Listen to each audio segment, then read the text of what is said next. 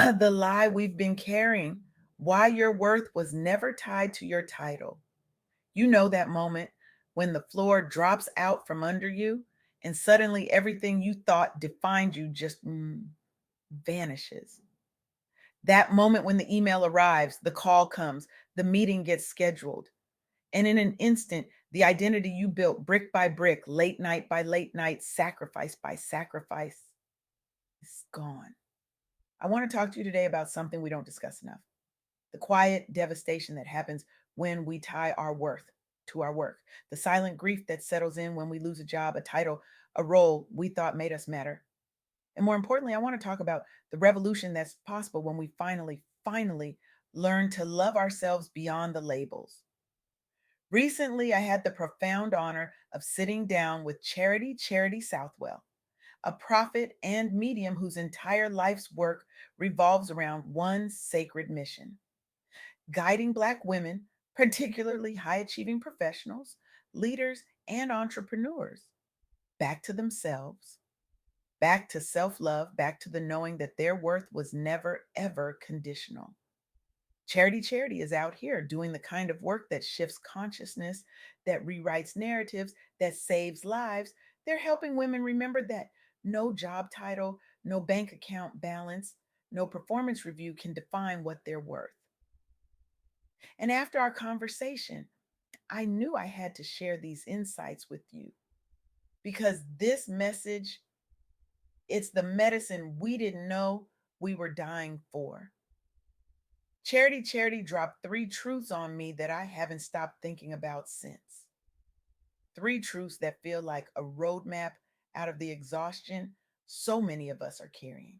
And I'm going to walk you through each one because if you're anything like the women I work with, you've been running on fumes, tying your identity to your productivity, and wondering why rest feels like rebellion. Let's start with the first truth.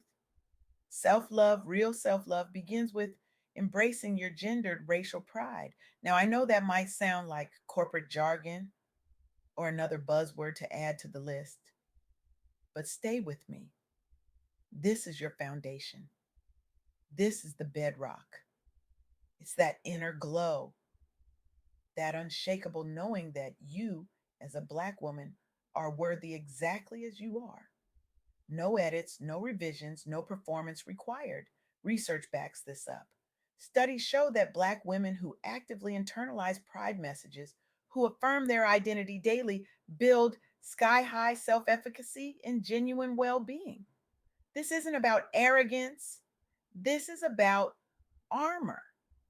This is about looking in the mirror and saying, I am enough. Not because I earned it, not because I proved it, but because I exist.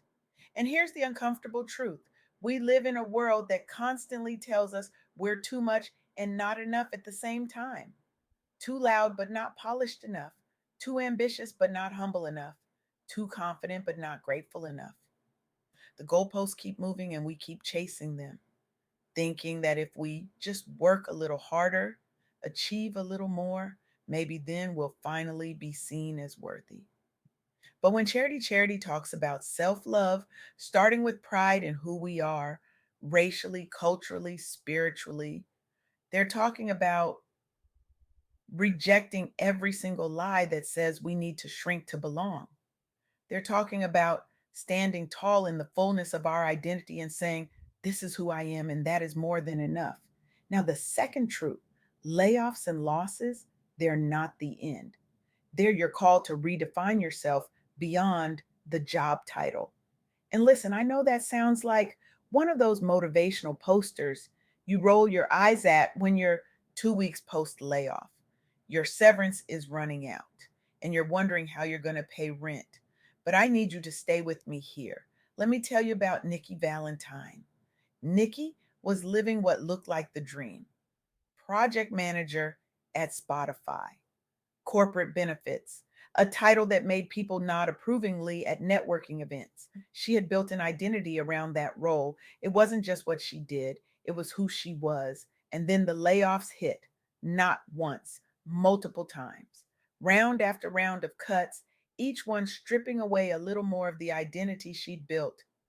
She told Essence magazine that she felt like the prize had been stripped away. That's the grief we don't talk about enough. When your job becomes your worth, losing it doesn't just feel like losing income, it feels like losing yourself. But here's where Nikki's story becomes a masterclass in resilience. She didn't stay stuck in that grief.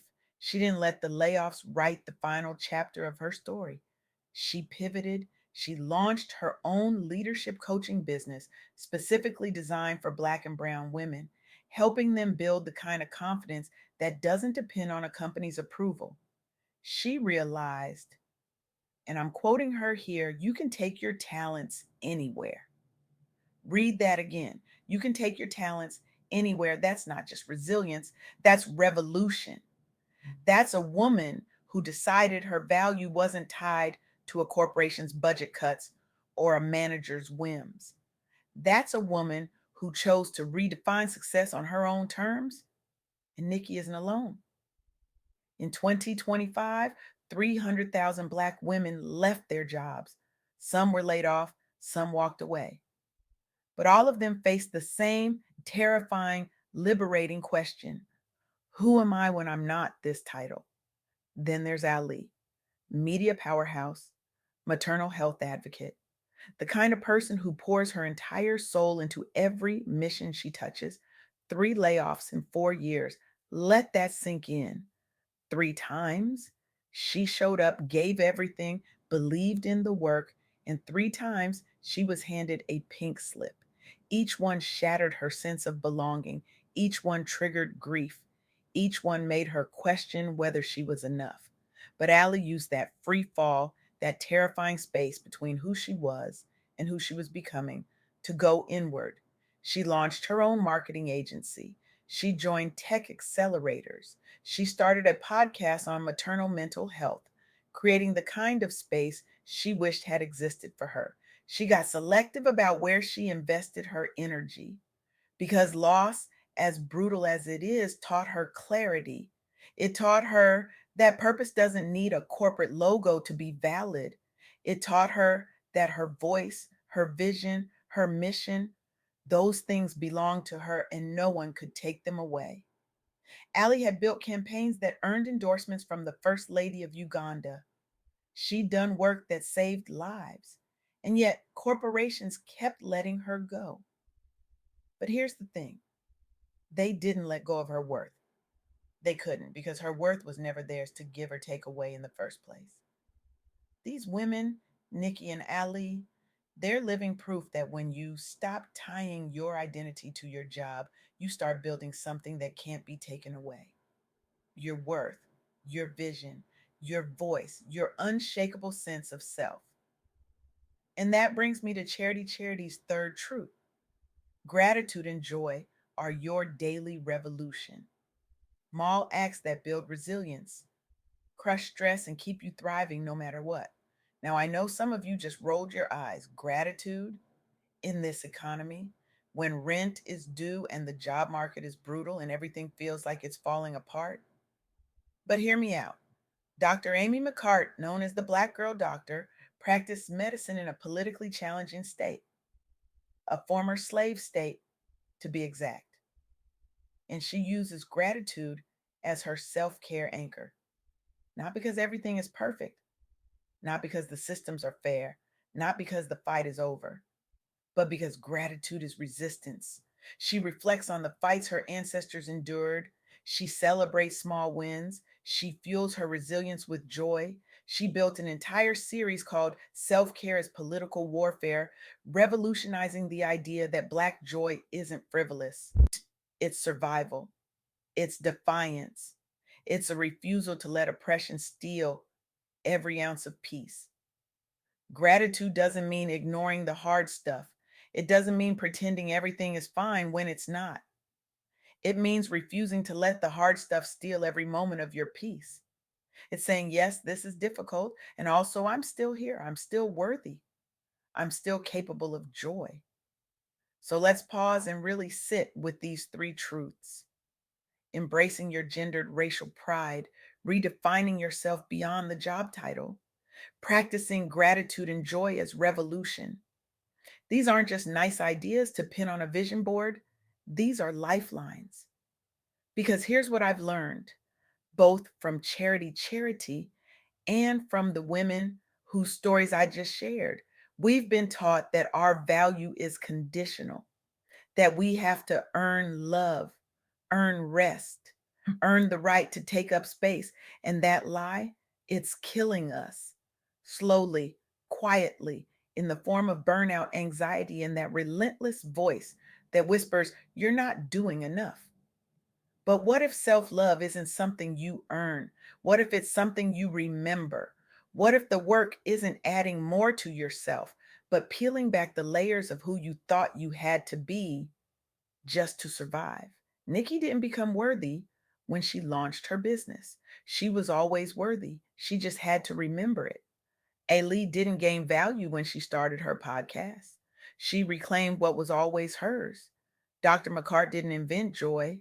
She chose it daily as an act of defiance against systems designed to break her spirit. And you don't need another promotion, another degree, another person's approval. You don't need to prove anything to anyone. You already are enough. Now, I'm not saying this is easy. Unlearning survival mode, dropping the superwoman cape, learning to say no without drowning in guilt. That's hard work. It's uncomfortable. It requires you to sit with the parts of yourself you've been too busy to acknowledge, the grief, the exhaustion, the anger at systems that demanded everything and gave back crumbs. But it's also the most important work you'll ever do. Because when you start loving yourself, really loving yourself, not the version of you that performs, but the version that just is, everything shifts. Your boundaries get clearer. Your peace becomes non negotiable. Your joy stops feeling like something you have to justify.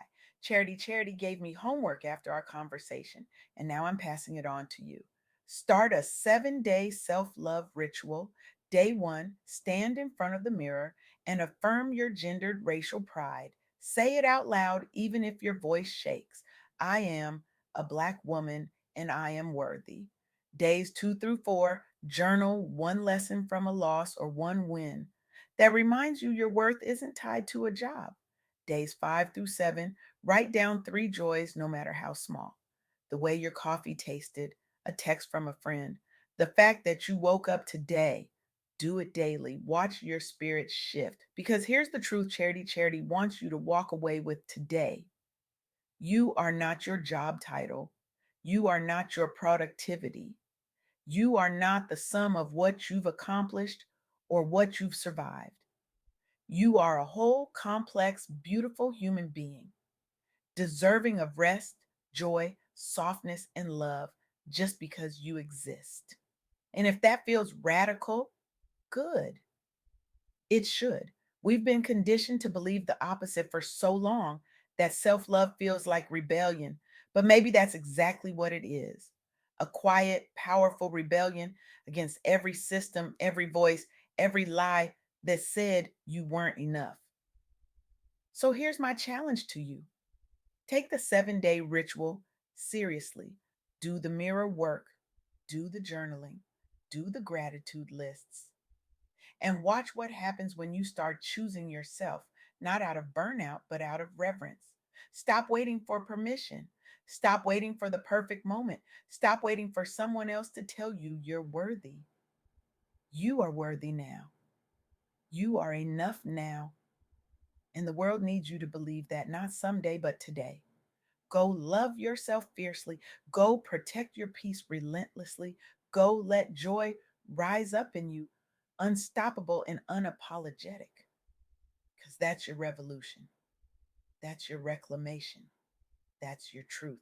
And no one, no corporation, no title, no loss can ever take that away from you.